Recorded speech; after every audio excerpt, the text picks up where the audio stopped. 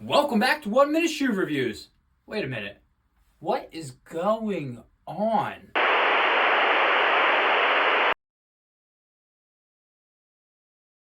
Folks, we got ourselves a party crasher. My dude Joel from the Time to Run channel is crashing the party. I think he heard one thing only. Today we're talking about the Brooks Ghost Max. Joel, how you doing, buddy? Good, Cody. How are you, man? I'm doing great. I know you love this shoe, and I know I love this shoe. And I think it's about time we let the people know why we love the Brooks Ghost Max. Now, for some of you that don't know, the Brooks Ghost Max, don't get it confused. It is not the Brooks Ghost of Past. These are completely two different shoes. Completely two different shoes. This is your traditional Brooks shoe, high stack, big drop, just kind of that traditional shoe. Chuck this bad boy out. This doesn't exist anymore in my world. It is all about the Brooks Ghost Max. Honestly, I don't know how you feel about this, Joel. They should have renamed this. This should have been a completely different shoe. Kind of get rid of the Ghost. Maybe keep that in its own world. Ghost Max should have been a different name. But for Yeah. some of you that don't know, this is a daily trainer. This is high stack. This is 39 in the heel, 33 in the forefront, giving you about a 6 millimeter drop. DNA Loft, a lot of DNA Loft version 2 in this shoe, costing you about $150. And in my size, you're looking about 10 ounces. So definitely not on the lighter side of a daily trainer, but all this cush, all this comfort, whew, it is a shoe that you are definitely going to enjoy. Jump into the things we like, and Joel, kick it off. What do you like about this shoe? Yeah, I think my favorite part about this shoe is that you have a nice roll through, like the rocker geometry in this one. It really kind of sets it apart from a lot of other Brooks shoes specifically. Um, I mean, when I was doing even just my first run, you can really kind of sense that the midfoot here, there's like a nice, easy way to kind of like roll through your miles. So I think that's probably my primary like with this one, as opposed to like the Adrenaline 23 and even like the Cascadia 17. Both of those, it doesn't feel like you have much forgiveness in the forefront here, but this one you can really push, even just like push the paces. Not that that's what it's all about. Like I definitely like this for like easy miles, things like that, but you certainly can roll through. Like if you want to pick up the paces, it's makes it really easy. So, and then I think I really like the grippy outsole rubber. That's one of the nice things about this. Like, as it's a Seattle-based company, like they really kind of know what they're doing um, with all the rain there. I think actually technically Portland gets a little bit more rain than Seattle, if I'm being honest. I don't know. Debo might want to weigh in on that. But yeah, I mean, the thing with this is like you have a nice siped outsole here. And so, and even just the channels of the outsole make it really nice for all that rain to be channeled out. That's a really good thing. And then of course, I mean the midsole cushioning is just so great. The Loft version 2, it's just phenomenal.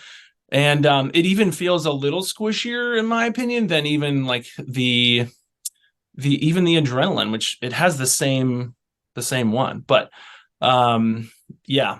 So I mean those are like 3 points. I love the upper two. So, but I don't want to take too much of you.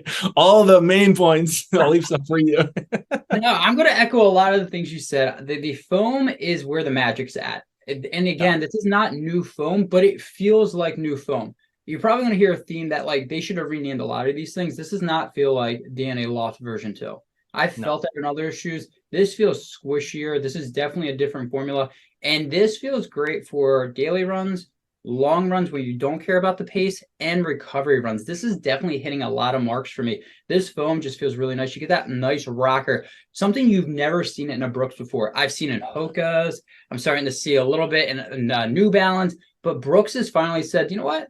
Let's get rid of the older models. We'll keep those, but let's bring in a rolling technology. And I absolutely love this. The other thing you kind of hinted all in the end, I enjoyed the upper. I really did. There's really nothing crazy about it, but I found it comfortable. It's definitely more plush. You definitely have a thicker tongue here, definitely a thicker collar right here, but it really just feels really nice underfoot. The one compliment I can always give a shoe, if I put it on and I go for a run and I forget that I'm wearing it, That's huge for me. And this is how I felt with the shoe. It just disappears on the foot.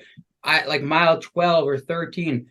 I'm just cruising through the miles and I kind of forget what shoe I'm wearing. And that is a huge compliment to me. Again, those are the likes for me. They're definitely hitting a lot of marks for me. And I hope this is something they keep building upon and we see other models like this.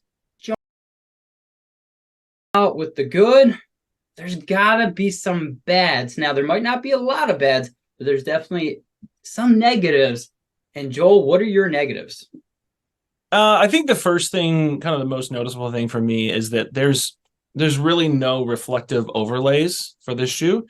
And I think that that's kind of one of those things that this, this time period that we're in with all these shoes, it's like most shoes we have some sort of like reflective accents around either the heel here, or even just, the form stripe here with form strip. Like when you compare it with like the More V4, this part here is really reflective. I don't know if I can catch that in the light, and then even the Nova Blast 3, like the light show version, but this has no reflective accents on that. But for me, I mean, that might be the only like dislike that I was able to find. I mean, yeah, so maybe you should go with yours. So it's really interesting because I didn't even realize it didn't have those strips until daylight savings. So before fall hit, I'm running out in the morning. It's pretty light out, no issues at all. Now it's getting darker, and that was one of the first things I noticed. Again, wasn't something I saw originally, but now see it. The other one is it's not the lightest shoe.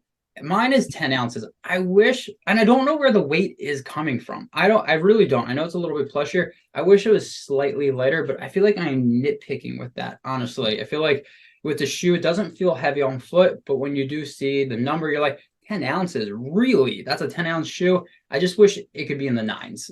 You know, what I mean? Not asking for a lot. I just wish it was in the nines. And then the last thing is, and again, nitpicking, the gusset tongue. Get a gusseted tongue, Brooks. You've done it with a couple of the shoes I really liked. Just get a gusseted tongue. I don't know what just even if it's like a little piece, a strip right there. It doesn't have to be full gusseted. Get me some type of gusseted tongue. But again, for all three of those, I'm nitpicking.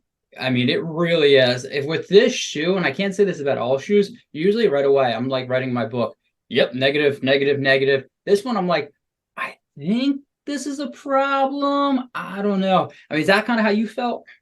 Absolutely. There was so many things that felt like positives, especially in regards to like the fact that this is similar to the Adrenaline. It's more similar to obviously the Ghost, because Ghost is the neutral version of the Adrenaline.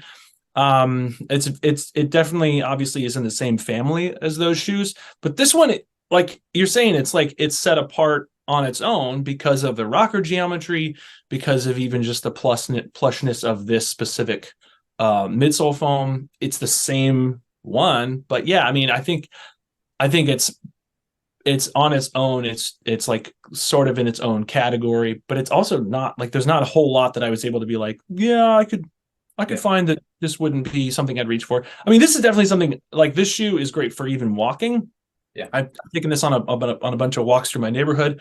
I rolled my ankle about 3 weeks ago.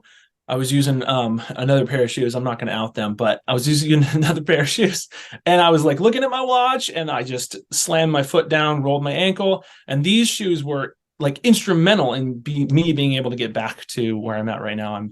I'm fully back and recovered and stuff like that. So yeah, these are really helpful because they're really stable. I think that's like there's no added stability features in this, but it's a very stable shoe nonetheless. It's very comfortable. And yeah. Are you using this shoe in your current rotation, and what would you recommend the people watching this how to use this shoe? Yeah, I think overarching the theme for me is it's a daily trainer, obviously, with like, they have people describe wings. So like there's wings where you can use it on the recovery side, like long runs, recovery day runs. And then also with the rocker geometry, I've used it several times for hill repeats. for interval sessions. And it's obviously, like you're saying, it's a heavier shoe, but it has that balance to be able to go on different, like has the versatility. So definitely a daily trainer for sure.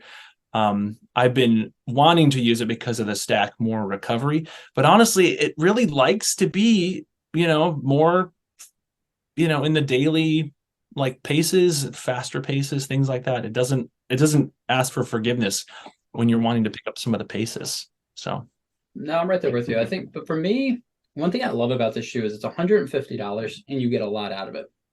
yeah. To me, I think if you're building out a shoe rotation, this shoe fits 3 spots for me. Daily trainer, because it feels so good. Mm-hmm. Recovery shoe. While it definitely wants to pick it up, you can still use it for that recovery. I've dropped this into the 930 paces and I felt really good on my recovery runs and for long runs. Now, typically I'll say this one long run, we don't care about the paces, but I will say if you want to go bust out like an 8 minute like on your long run, this will get there. If you're looking to get into the sevens, maybe, what I mean, depending on who you are. Let me always emphasize that. So like my fast, when I'm doing tempo, I'm getting down to the 630s.